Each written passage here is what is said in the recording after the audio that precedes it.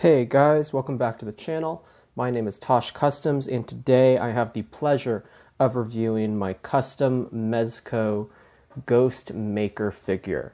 This guy was honestly a really crazy challenge to take on, and I'm glad I had my chance to take a crack at him. And I really like how he turned out, and I think it's a good adaptation from what we see in the comic to a figure form. As always, when I do custom commissions or just custom figures in general, I do try to put my own spin on things. And so it was really fun to have to look at a very stylized character on the comic page. And, obviously just incredible art. But, with stylized art, it's, how does it translate into something that's a little bit more real world, that makes a little bit more sense. And so, yeah, really fun. I think the best thing to do is just get into it. And, I mean, you guys have seen the timestamp already or how long this video is, but I expect this to be a longer one because this guy has a lot of layers to him, and I want to cover all those thoroughly because I think that'll be the best way to really appreciate how he came together. But first and foremost, and always, let's take a look at the accessories first. So I'm going to take him, set him off to the side so that doesn't ruin my focus. And we will take a look at the hands first. This figure is based off the Mezco Netflix Daredevil. So those are the hands he uses. We have the fisted hands on him, but we have his grasping hands for his swords, and then his more like open gesturing hands. Obviously, for Daredevil, he would be holding his batons, but I guess in this case you can do sort of like a gesture with the sword and be like, come challenge me, and he can gesture while he's holding it. Something like that, something fun. But yeah, so we have those two pairs of hands here. Obviously, they've been repainted. Normally, the hand fabric, like on the inside of the hands, is black. And let me see if I can get it to focus a little bit more. There we go. Normally, the hand fabric, not fabric. Wow, got an accent in there for a second. The fabric is black, and the top is a maroon armor with some gloss black knuckles. So I ended up painting the maroon armor a gloss black. So as you can see, there's a nice difference between the matte black plastic and then the glossy black armor. And then on top of that, for the knuckles, I took a black gray mixed with white mix and then dry brushed it over the knuckles areas. And so now you have some nice weathering on there as well. There we go, that's a good angle of it. You can see the weathering on there. And it's like that for the other hands as well. So all done in the same style. All got some weathering on the knuckles. He's been punching people. That's fun. Putting those off to the side, the only other accessory we have are these swords. These are the swords from the... Hold on, let me turn it to autofocus. There we go. These are the swords from Mezco Deadpool. These are unfortunately knockoff swords. They were the only ones I was able to get. It's nearly impossible without paying like $300-400 for Deadpool swords these days. And so since Ghostmaker uses double sheaths, I was able to find a great seller on eBay who was just selling the swords separately. I think his name is Nichio. He sells a bunch of Mezco accessories, both legit and knockoff, and these were really great. So they look awesome. The molding is nice. When we get to the sheaths, there is a little bit of a knockoff issue that I found, but it doesn't affect the figure or the quality in any way, but it's just something I will point out. But these swords are solid. So putting those off to the side, let's get to the main figure here. And where to begin? I think we'll top down. So first, let's take a look at the head here. Let's pop the head off. There we go. So popping the head off, I'm going to put the figure to the side again. Hold on. Making sure my figure off to the side stays standing. The boots can be finicky. There we go. Now he's standing straight. He won't fall over. So, taking a look at the head. This is a completely custom sculpted head here. All from scratch. We use the Diabolic head as a base, and as you can see, all the stuff inside is sanded out. And that's because Diabolic has a smaller frame, just in general. And so the neck area was actually much, much tighter. And so it wasn't able to get around the Netflix Daredevil neck. Like, he has a very wide neck piece. So I had to sand all that out. Everything is custom sculpted here, obviously, if this is from the Diabolic head. And I think the lines are pretty straight, and I feel pretty proud of it. But man, it took a long time. It took a really, really long time to get this. So let's talk about it. I spent a total of 4 sculpting sessions. I spent, wait, hold on. These were together. So this is 1, 2, 3, 4. Yeah, 4. 4 sculpting sessions to get this guy done. If you've seen his design in the comic, this should be and is nearly an exact adaptation from the page to the figure. For the Diabolic head, I used his mask face, and so a lot of the head was smooth already, which was really nice. I filled in the eyes, and I cut down the ears on the head so that I could sculpt it. So once I had filled in the eyes, I basically had a smooth plate. I had a little bit of a nose, and I had to sand the nose down a little bit, but it wasn't anything crazy. So the first thing I did was I sculpted his top headpiece that wraps around the top, just like so, sculpted that, and then I also sculpted his front mouth guard, because if I had both of those together, then I would be able to sort of match the proportions of everything. So I did my, it's like if you're sketching, you always want your centermost line on the head to know where the eyes and everything else are supposed to line up. So I did my centermost, headpiece as well as the mouth plate. After that, because I had to sculpt very symmetrically, I wanted to have one set before I did the other, so that, if I'm touching them and adjusting stuff, my fingerprints aren't getting onto both sides, and I'm not changing the sculpt on one side and messing up the other simultaneously because of my hands. So I sculpted the right side first, and once I had this line, it was just a matter of making sure that my second layer followed this lines perfectly, and just a lot of micro adjustments. And it's crazy to get a really symmetrical sculpt. You're working in like millimeters, or probably even smaller than millimeters. It's those very tiny micro adjustments that make a difference. So sculpted all of this, and then obviously followed in suit to get the other side. And honestly, this side was so tough to make it match the right side, or I guess for me, my right side. So yeah, very tough to get it symmetrical. I think I spent about like 15-20 minutes to sculpt this, and then once this was hardened, I spent like an hour working on this side to get a near match. And then after that, it was just the rest of this head here, just like the rest of this bottom plate. Yeah, it was one of those things where it just takes time. It just takes time. That's the only thing. You got to put your hours in to get it to work right. In terms of painting now, as you can see kind of along this edge, there is a point where it kind of folds over into the next layer, and that's because I sculpted them separately. And so what that actually allows me to do is have a pretty good impression line to keep the paint straight. So I sprayed all of this white, and then I sprayed a gloss layer, and then after that we came in with the black gray and actually hand painted the black gray, and it was really nice to have that reference line so that I didn't overbrush. And then obviously after that, I added in my chrome silver the rest of the way around. So that turned out really nice. Something I did with the eyes is I painted them light blue, and then I actually added some white into them, and that just sort of gives the glowing effect, which is cool. It's very subtle, but it does helps you sort of identify where the center of the eyes are, so you're not just looking at like blue slits, but you can actually kind of identify like, oh, he is looking through these. And so that's a little tip to help, very classic, even like sketch artists and stuff do that to add glow. You have your color and you have your white at your center to be your source of light. So I did that. Otherwise, the only other thing that I think is worth pointing out, normally his mask is smooth. I did drop a center line there just so that there was it felt like there was a little bit of difference between the top and the mouth guard.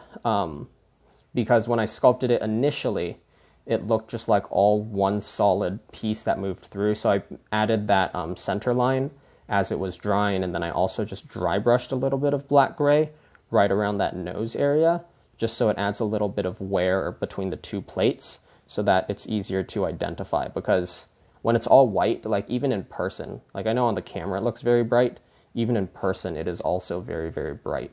And so just adding a little bit of that there just helps you sort of identify the places where the plates meet. So that's the head. Let me plop the head back onto the figure now, and let's keep going down. So this is where it gets a little funky, because this character has a bunch of layers. And it was super fun to work with these layers, but it's going to be really difficult to explain everything. So we are going to start with the body, like the base body, nothing that's on top. So the base body, as I said earlier, is the Netflix Daredevil body.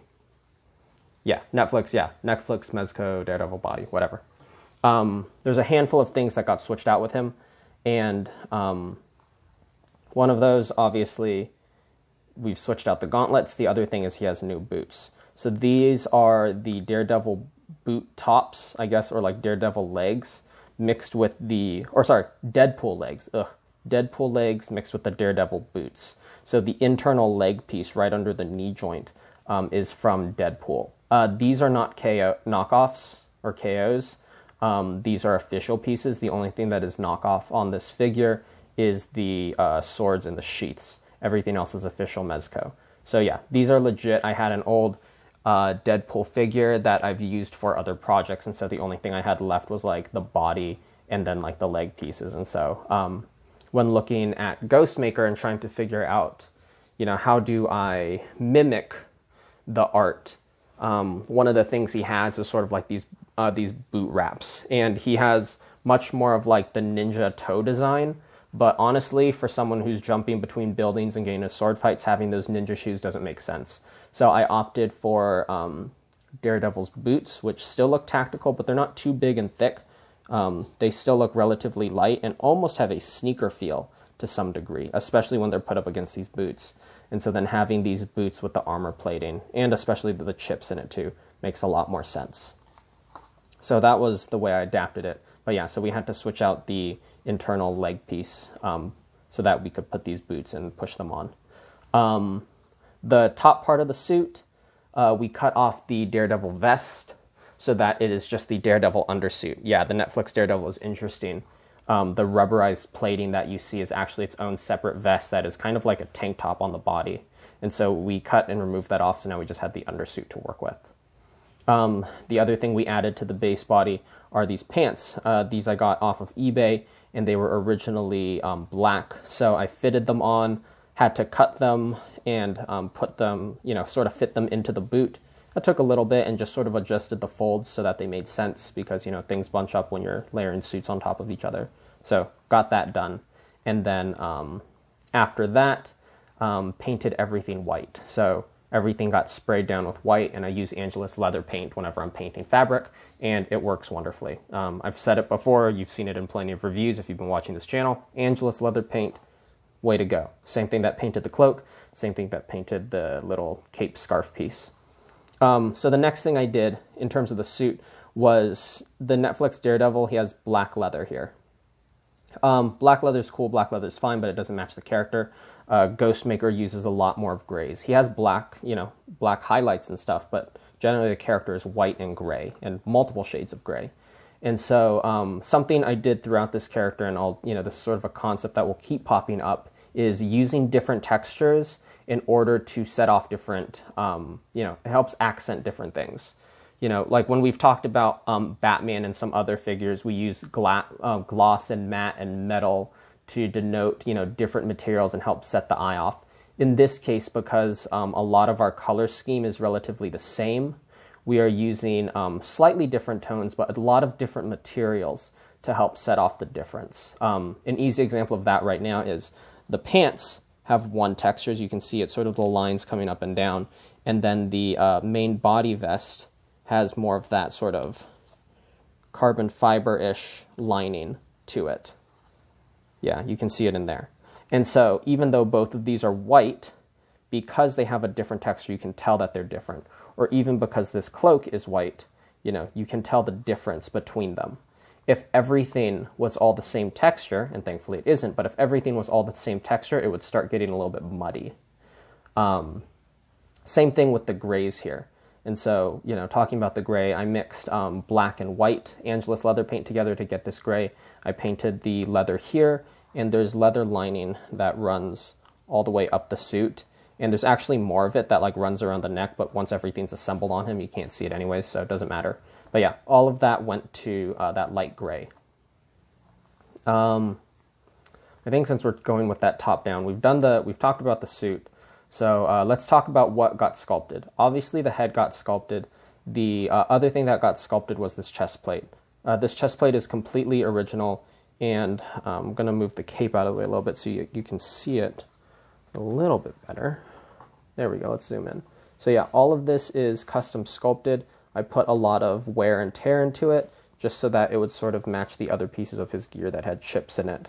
And I think that makes a lot of sense. You know, he's a guy who considers fighting crime an art, and so he goes out there and kills criminals basically for the fun of it, you know. He's a little bit of a psycho in that way, but he's still seeking his own form of justice.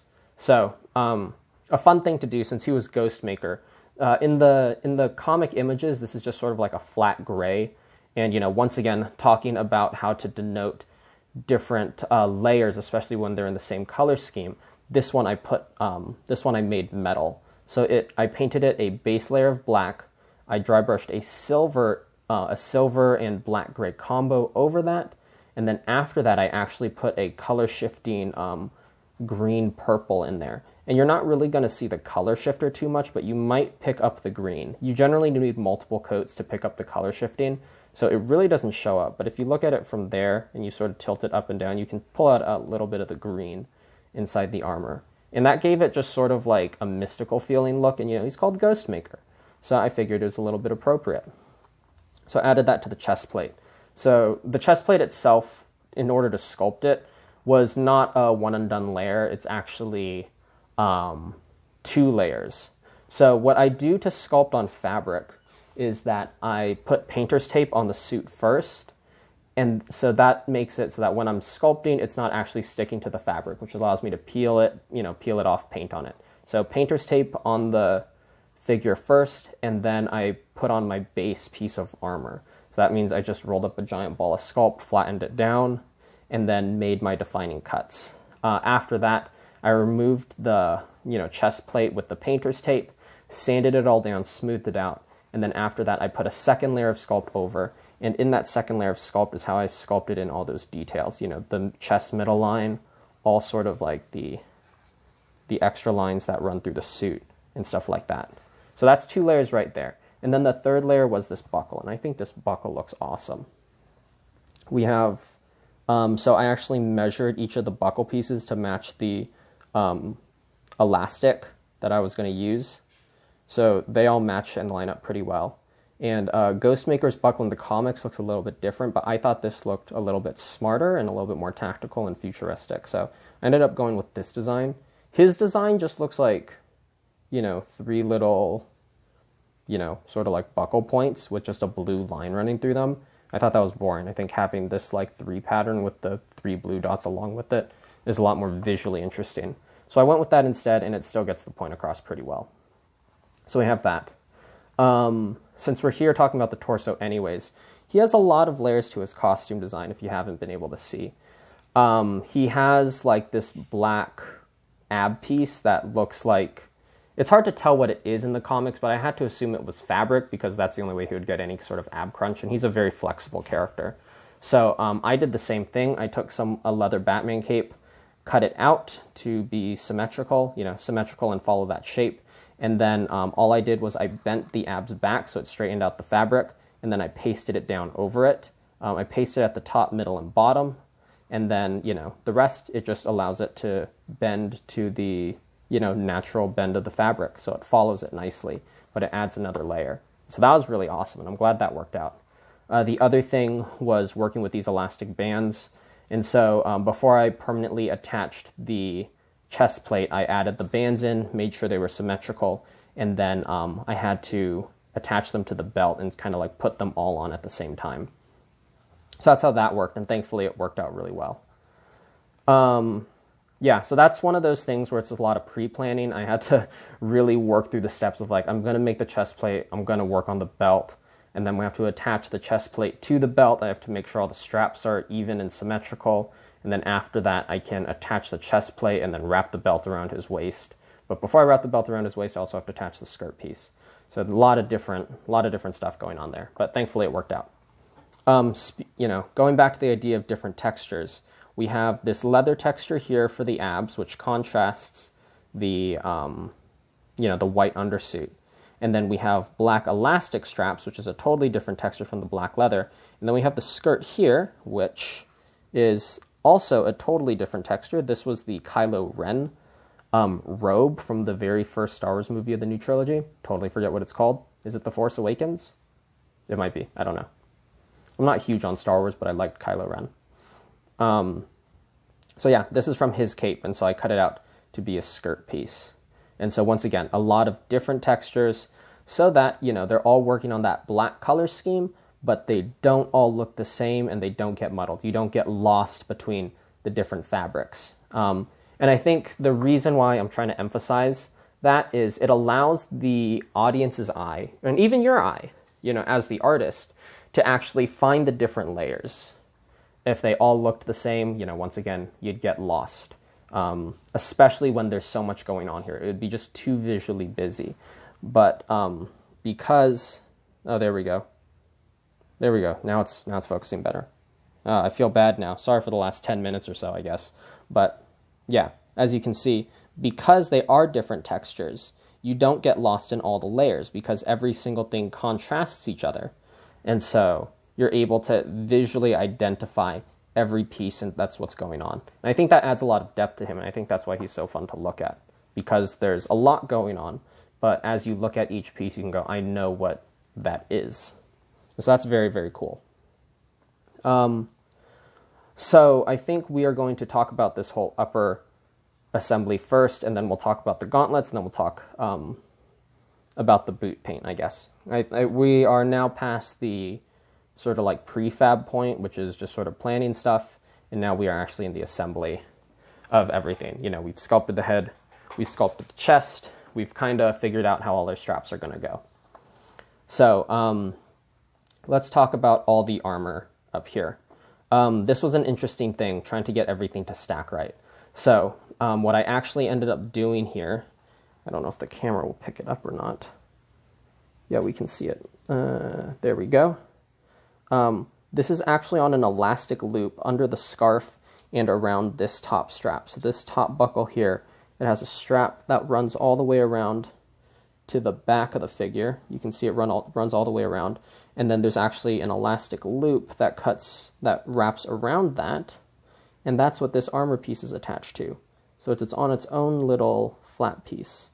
So yeah, the arm moves. Ghostmaker's arm moves completely independently of that. So that's a nice little piece to have there. So that's how that connects, and I think it's hidden quite well. You wouldn't be able to know unless I told you. The other thing we have is the shoulder pad. This shoulder pad is from the Supreme Knight Batman figure, and it just wraps around the bicep right there. And as you can see, I took some of my own liberties on the Ghostmaker skull. It just didn't work out with the armor to do like the very traditional one, but I still have sort of like that skull teeth as well as the center line bisecting it, and I sort of turned these two armor pieces into the eyes. I think that looks pretty cool. I think it's fun. I know it's not 100% comic book accurate, but I guess none of this figure is. On the other side, he does have a shoulder pad. As you can see, he does have one there, and it's not painted to the same motif because obviously it's under his cloak. So this is the one he's showing. This is the one that people are seeing. So now let's talk about everything going on the left side here. This is where it gets really, really interesting. So this cape is actually attached to the scarf piece. So the scarf piece was a Batman cape that I ended up cutting down. Let me scoot him back. Is that all in frame? There we go. That's in frame nicely. Yeah. So it was a Batman cape that I cut down, and I made it into a scarf. Some of these folds are artificial. I actually super glued them down so I could get the right look on him. So we have that going on. And then, so it all kind of pulls this direction. So it is glued down on it's glued down on his back. So like right back here, it's glued down. And then it is also glued down somewhere on like the shoulder area right here. And then the cape itself, this was a cape that I bought for the second version of Kylo Ren, whatever the second movie was called. Because, you know, he has that like cloak that just kind of like hangs over his shoulders. So that's where this cape is from. I painted it white, Angelus leather paint again. And it is glued to the scarf. So the cape is glued to the scarf. And then he has this strap piece that runs across from the chest, you know, from like this chest rig up here, it runs across. And it comes, you know, in the comics, he has the whole strap that wraps all the way around back. And so we kept that there. And so this is now actually glued in two spots. It's glued right here up front, and it's glued up here on the side, so that it will keep its shape no matter how we bend and orient the cape. The nice part is that the cape is wired too, so you can get some really, really fun poses with it. I have it posed like this because it looks like very much out of the comic. But if you really wanted to get some cool, you know, outspread, you know, cape in the wind. Let's see if we can get a cape in the wind pose right now, actually. There we go. That looks pretty. That looks decent. You know, you can do all that too. So that's very fun. And the black strap follows it the whole time. So it will never, you know, get out of order and whatnot. So that's really cool. So it was really difficult to plan all these different layers. So how I ended up doing it was I actually did this cross strap first, and I just didn't connect it in the back yet. And also these three, since we're talking about straps, once again, so many layers, these three straps all wrap around the body in different directions and all connect to the back, as you can, let me refocus here. There we go. All three of them connect in the back right there. So they all loop around and connect. And then this shoulder strap piece also runs back and connects. And then these swords are wrapped around the connecting piece. So that's pretty fun. We have all that. But yeah, so I actually had this strap. I actually had the cross shoulder strap set up first.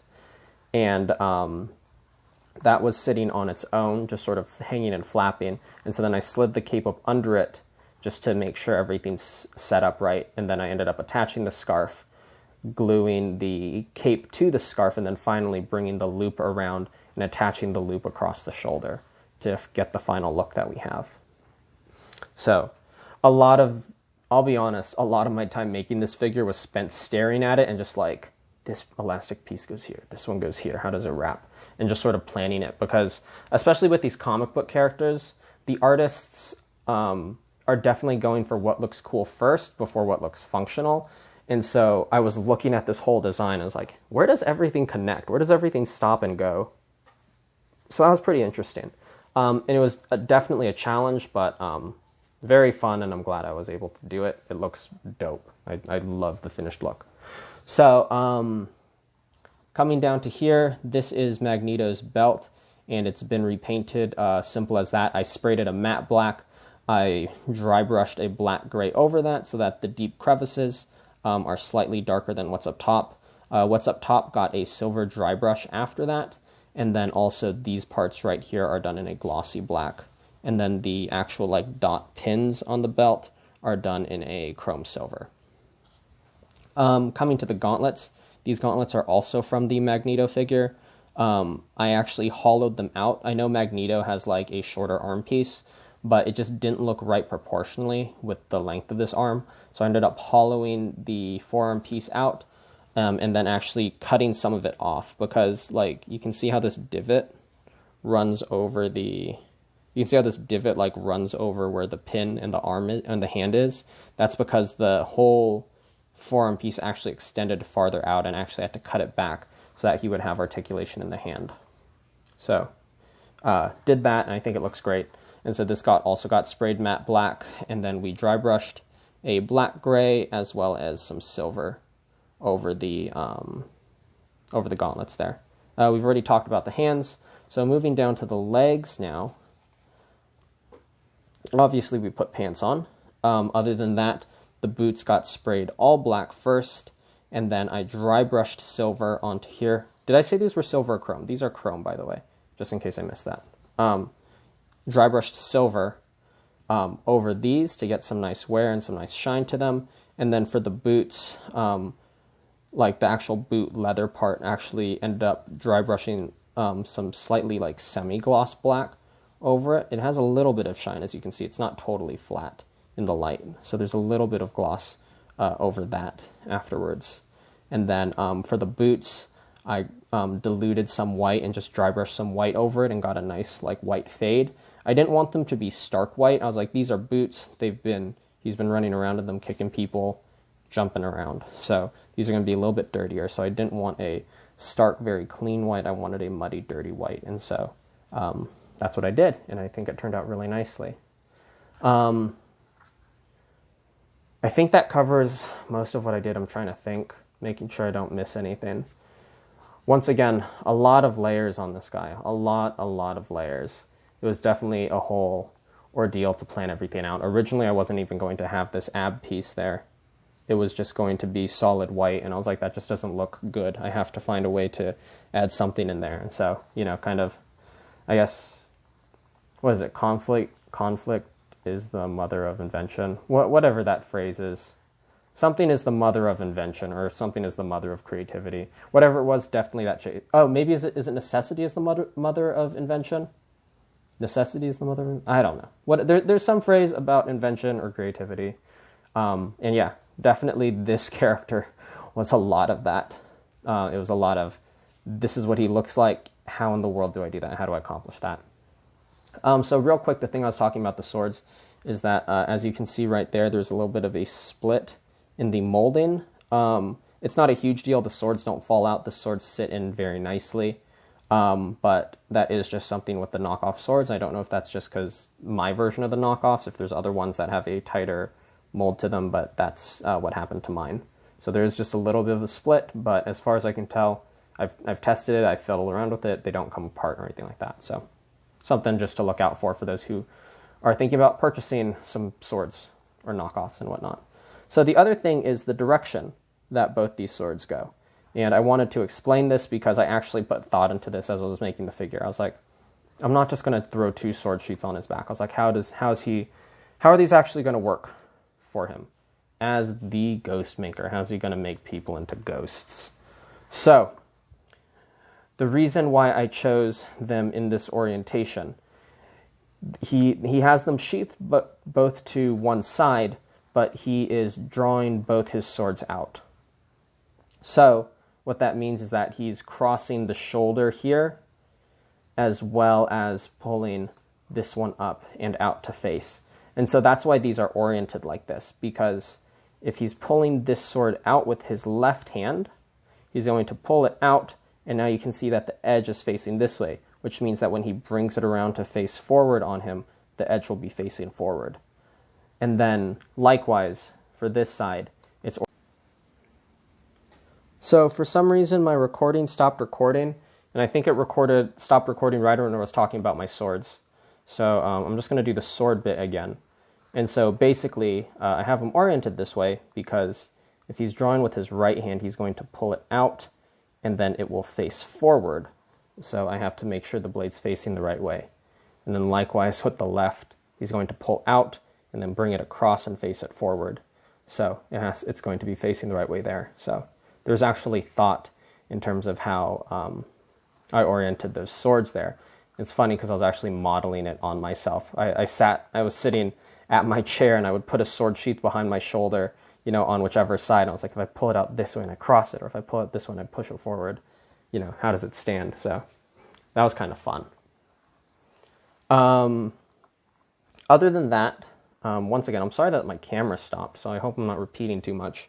But other than that, I think the only thing I have is a size comparison here. So I'm going to bring my Armored Batman in, and I am working on a version 2 of my Armored Batman. So trying to create a sleeker suit, because this Batman's cool, but he's a little bit chunky. Running around in this for extended periods of time, not fun. Not fun. This stuff is heavy. You know, it's metal plating. Not easy. So I'm trying to make a lighter version of the suit, and that'll be my version 2 Batman. So hopefully I'll be able to show him off soon. But for now, here we have Batman and Ghostmaker. And with Batman's ears, he's a little bit taller, but I think Ghostmaker, just in terms of straight height, is actually taller than Batman by a good deal. You know, if you look at the tops of their foreheads, Ghostmaker is taller. Granted, both of them are wearing masks and helmets. Maybe Ghostmaker's helmet's just big. But, you know, if Batman is an imposing 6'2", probably puts Ghostmaker like 6'5". So not only is he carrying 2 swords on his back, he's also 6'5" and quick. So definitely not someone you'd want to meet. But as we close out this review, let me switch out the hands and get him into a fun little pose. And then we'll do our little outro, little fun stuff at the very end. My obligatory Instagram shout out and YouTube channel shout out. You know, the classic YouTuber thing. We just gotta do it. Gotta let you know about our socials and whatnot. Okay, so I've put on his grasping hands now. So I'm gonna pull both swords out. Let's put them in his hands. Put them in his hands. There we go. Oops, that one's backwards. Flip that. There we go. And then let's work on getting this cape flying in the background. Maybe I should have paused the video for this. Oh well. You guys get to witness it all.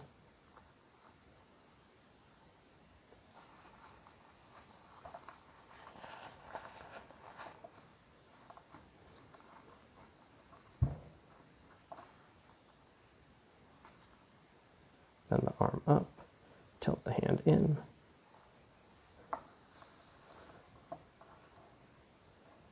There we go. That's pretty cool. I dig that.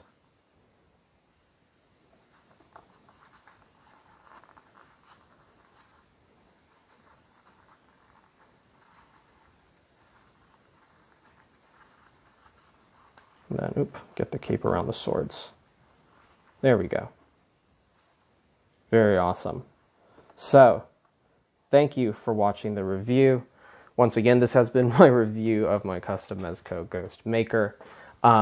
If you want to see more updates and keep up with what's going on with Tosh Customs and the things I'm working on, follow me at my Instagram at Tosh_customs. I have my username in the description of this video, and if that's too difficult, I do have a link in the About section of my channel, so you can just click it and it'll take you there. I post when my commissions open up. I post what I'm working on. It's a great way to see what I'm doing before you see it on YouTube. And if you enjoyed this video, if you learned something, please subscribe. I always appreciate the support. I make no money off of this. I do it for the joy of making the video and giving you guys an in-depth look into my thought process. So I hope you guys enjoy that, and you know, I appreciate the support. It's free, doesn't cost you anything, and if for any reason you suddenly have a gigantic distaste for the content I'm making, you can unsubscribe. So yeah, that's all I got to say there. So once again, thank you all for watching, and I will catch you next time. So take care, and I will see you later.